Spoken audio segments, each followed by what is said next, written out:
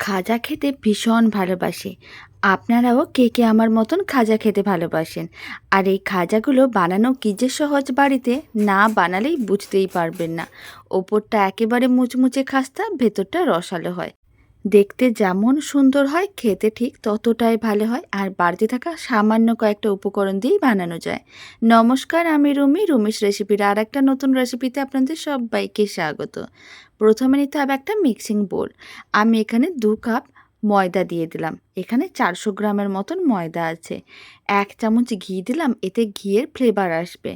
আর আমি দিয়ে দিচ্ছি 2 চামচের মতন সাদা তেল।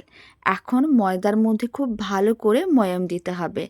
আর এই খাজাগুলো আপনারা একবার বানিয়ে মাস জুড়ে সংরক্ষণ করে রাখতে পারবেন। আর খেতে এত ভালো হবে, যাকেই খাওয়াবেন আপনার প্রশংসা করবে। 2 মিনিটের মতন খুব ভালো করে ময়দায় ময়াম দিতে হবে। যখন দেখবেন ময়দাগুলো এরকম দলা পাকিয়ে যাচ্ছে, একটু হাতে মুঠোর মধ্যে নিয়ে চেক করে দেখে নিতে হবে।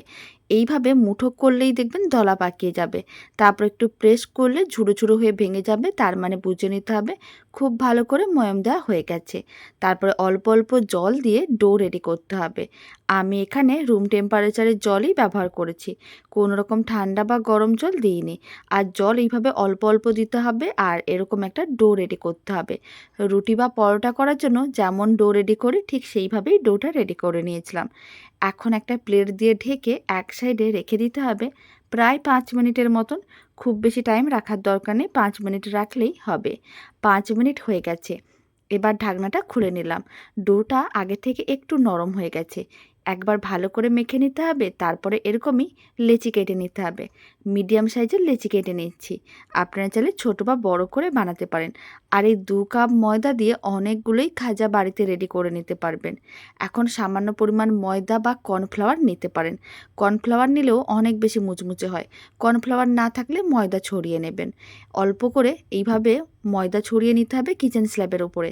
তারপরে একটা লেচি নিয়ে নিতে হবে। লেচিটাকে এইভাবে ময়দার মধ্যে এপিড ওপিড ভালো করে কোট করে নিতে হবে। তারপর একটা পাতলা রুটির মতন করে বেলে নিতে হবে। যতটা সম্ভব পাতলা করে বেলা যায়, ঠিক ততটা পাতলা করে বেলে নিতে হবে। বেশ এরকম একটা বড় রুটির মতন করে বেলে নিয়েছিলাম লেচিটাকে। বাকিগুলো একইভাবে বেলে নিতে হবে।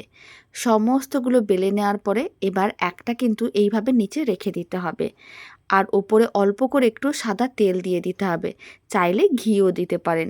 সাদা তেল খুব ভালো করে চারিদিকে এইভাবে ব্রাশ করে দিতে হবে। আমি হাত দিয়ে ভালো করে ছড়িয়ে দিলাম। আপনারা চাইলে অয়েল ব্রাশ করেও নিতে পারেন। তারপর অল্প করে আবার শুকনো ময়দা বা কর্নফ্লাওয়ার এইভাবে ছড়িয়ে দিতে হবে। আর হাত দিয়ে একইভাবে এরকমই চারিদিকে ছড়িয়ে নিলাম। তারপরে আবারও একটা রুটি টাইপের যেগুলো বেলে রেখেছিলাম, সেইগুলো নিয়ে এইভাবে ওপরে রেখে দিতে হবে। আর একইভাবে অল্প করে সাদা তেল দিয়ে ভালো করে ব্রাশ করে নিতে হবে। আর অল্প করে শুকনো ময়দা ছড়িয়ে দিতে হবে।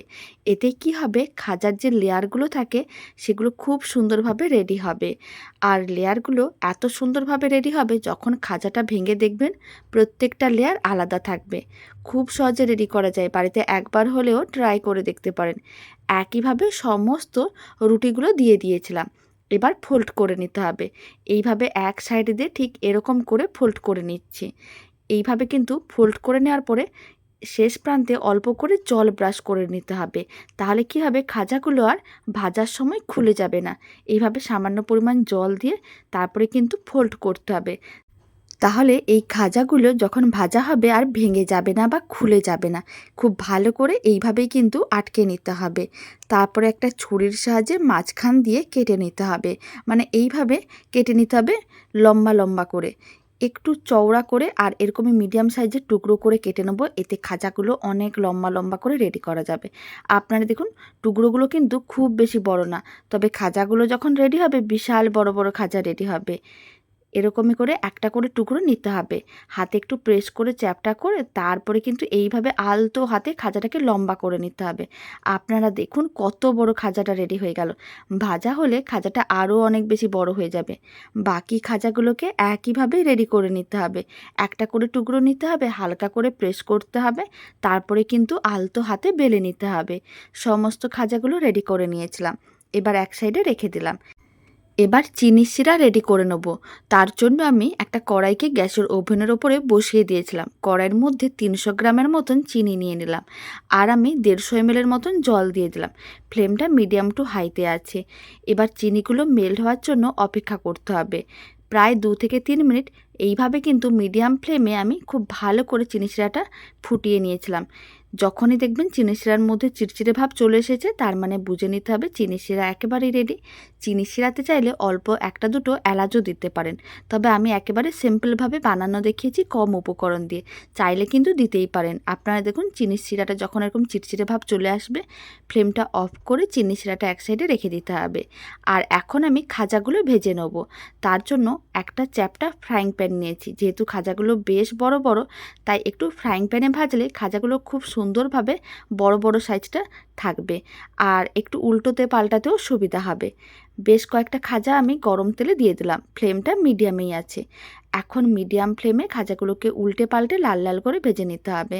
আর ফ্লেমটা মিডিয়ামে রেখেই খাজাগুলোকে ভাজবেন, তাহলে খাজাগুলো দেখবেন সাইজটা অনেক বড় হয়ে যাচ্ছে। আর যদি ফ্লেমটা হাইতে থাকে, তাহলে খাজাগুলোর ওপরটা অনেক তাড়াতাড়ি লাল হয়ে যাবে, তবে ভেতরটা ভালো করে ভাজা হবে না। তাই একটু টাইম নিয়ে খাজাগুলোকে উল্টে পাল্টে লাল লাল করে ভেজে নিতে হবে। মোটামুটি 7-8 মিনিটের মতন সময় প্রয়োজন পড়েছিল। আপনারা দেখুন খাজাগুলোকে আমি বেশ উল্টে পাল্টে লাল লাল করে ভেজে নিয়েছি। আর ভেজে নেওয়ার পরে কত সুন্দর লেয়ারগুলো বোঝা যাচ্ছে। একেবারে দোকানের মতনই হবে খেতে। বাড়িতেও বানানো এতটাই সহজ। সমস্ত খাজাগুলোকে তুলে নিলাম। আর বাকি যে খাজাগুলো আছে সেইগুলোকে একইভাবে গরম তেলের মধ্যে দিয়ে দিতে হবে। ফ্লেমটা মিডিয়ামে রেখে উল্টে পাল্টে লাল লাল করে ভেজে নিতে হবে। আর ভেজে নেওয়া খাজাগুলোকে হালকা করে একটু ঠান্ডা করে নিতে হবে। তারপরে আগে থেকে রেডি করা চিনি শিরার মধ্যে দিয়ে দিতে হবে।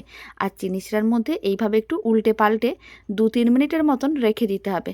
তাহলে এই খাজাগুলো ভালো করে চিনি শিরাটা সোক করে নেবে। খুব বেশি সময়ের প্রয়োজন পড়বে না। 3 মিনিটের মতন রাখলেই খুব সুন্দরভাবে চিনি শিরাটা সোক করে নেবে। এতে খাজার ওপরটা অনেক বেশি মুচমুচে আর খাস্তা থাকবে, তবে ভেতরটা রসালো হয়ে যাবে। 3 মিনিট পরে খাজাগুলোকে তুলে নিচ্ছে। আপনারা দেখুন খাজাগুলো কত সুন্দর রসালো হয়ে গেছে, তবে ওপরটা কিন্তু বেশ মুচমুচে আর খাস্তা হয়। সমস্ত খাজাগুলোকে তুলে একটা প্লেটের মধ্যে নিয়ে নিচ্ছি। আর বাকি খাজাগুলোকে ভেজে একইভাবে চিনি শিরার মধ্যে দিয়ে দিতে হবে। আর চিনি শিরাটা ঠান্ডা করে নেবেন। এতে কি হবে, খাজাগুলো তাহলে মুচমুচে থাকবে। সমস্ত খাজাগুলো চিনি শিরার মধ্যে দিয়ে তুলে নিয়েছিলাম। একেবারে রেডি হয়ে গেছে মুচমুচে খাস্তা রসালো খাজা।